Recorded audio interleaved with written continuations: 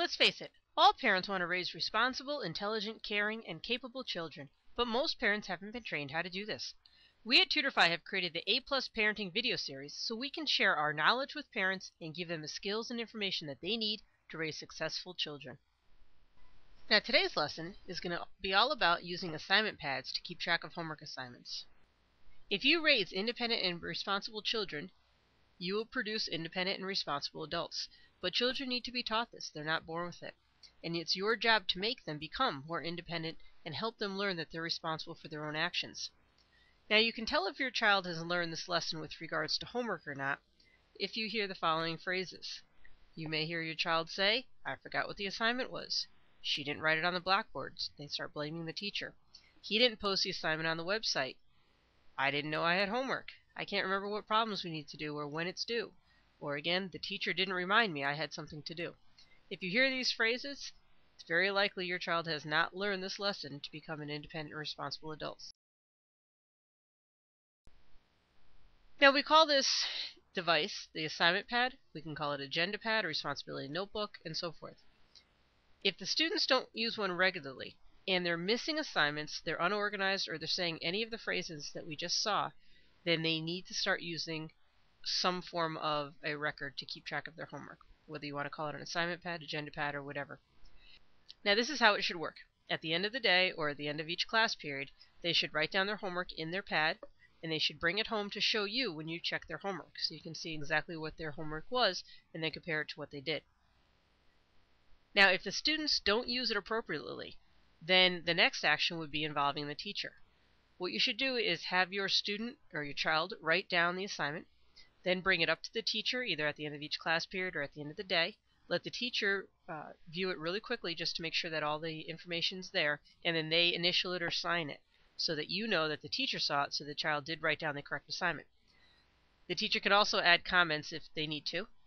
Then the child brings that home to you, and then you see exactly what the assignment is, and it should be correct since the teacher signed it. And then you can initial it to make sure that you saw that their homework was done.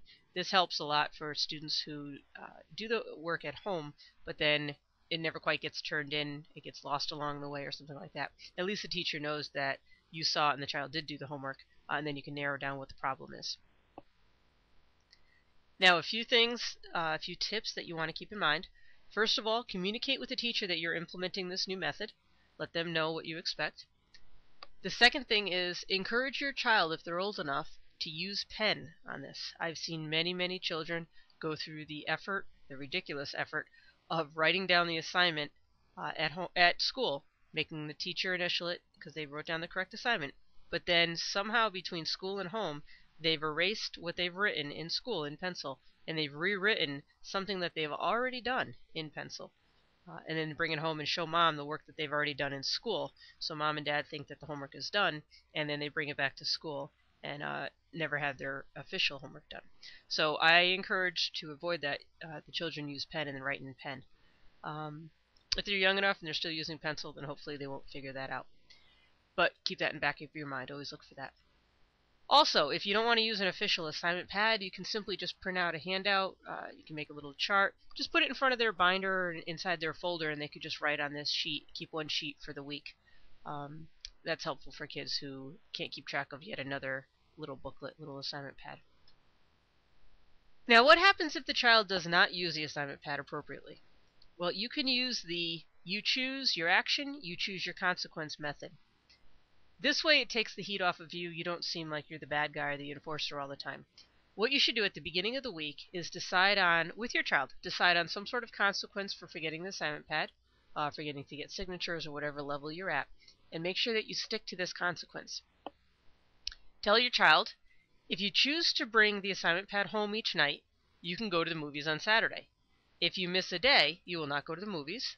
It's your choice. You decide what you want to happen. So if the child truly values going to the movie on Friday, or having a play date, or getting to watch an extra hour of TV, or whatever it happens to be that it's enticing for the child, if they truly value it, then they're going to make a choice, hopefully, to bring their assignment pad home every night.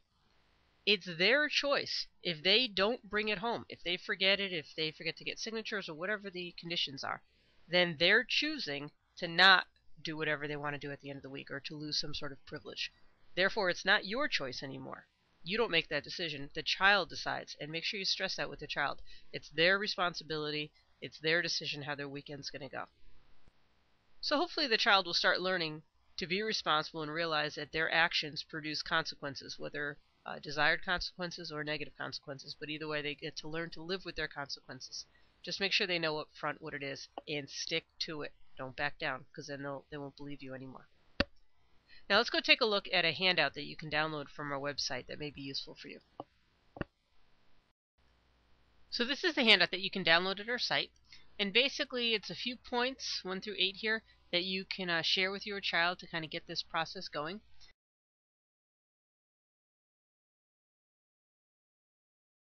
And then down at the bottom there's a little blurb about the you choose your action, you choose your consequence parenting method. And it'll explain to you and the child about how this works, and it'll even give you an opportunity to have your child sit down with you and pick something that's important to them and set that as a goal that they want to work towards, and make sure that they understand up front that by filling out my assignment pad correctly and bringing it home every night throughout the week, I am choosing to, and then do whatever, and by not filling it out and not bringing it home, I am choosing not to, whatever they want to do. So again, it'll help you step out of the role of being the bad guy all the time, and then your child clearly knows the results of his or her actions. So if you visit www.tutorfi.com/assignmentplanner.aspx, you can download the handout that we just looked at, and you can also sign up to have more videos just like this emailed to you on a regular basis. Look for other videos just like this one, which will help you teach your child how to become more organized and how to learn to take ownership for their own behaviors. TutorFi understands that not all tutors enjoy working for big tutoring companies, where they rarely meet the same student twice, or they find themselves only providing nightly homework help to whichever students happen to log in each night. We also know that students want tutors that they can understand and relate to, and that truly care about their success. So TutorFi has addressed the needs of both the tutors and the students, and built a company which offers the tutors the skills and the resources that they need to work for themselves and to build their own company. When you sign your child up with a TutorFi tutor, you will be guaranteed that your child will be working one-on-one with the same tutor on a regular basis. Since the success of the tutor's business depends on how well the students are treated, you can be certain that your child will receive the highest quality tutoring possible. Your tutor will take the time to care. This will be obvious as the tutor gets to know your child and highlight his or her strengths, and then identify and improve on the weaknesses, starting from the very first session. You can expect regular consultations so you know exactly where your child stands and what progress is being made. Our tutors know that your success is directly related to their success, so they will do whatever's necessary to ensure that your child's academic success, and not just their grades, but confidence, attitude, and approach to lifelong learning, improves. Our interactive whiteboard will allow your child to receive the unique individualized help that he needs from the comfort of your very own home.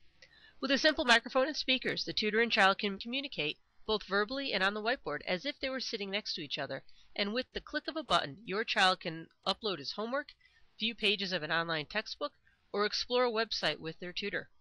Our tutors are well trained in making learning fun and exciting for your child. View our online demo to watch a short clip of a real-life tutoring session. Visit us at www.tutorfi.com/videos to sign up for more videos just like this one, and learn more about getting your child on the path to success with one of our caring and dedicated tutors. Thank you for watching, and we hope to see you again soon.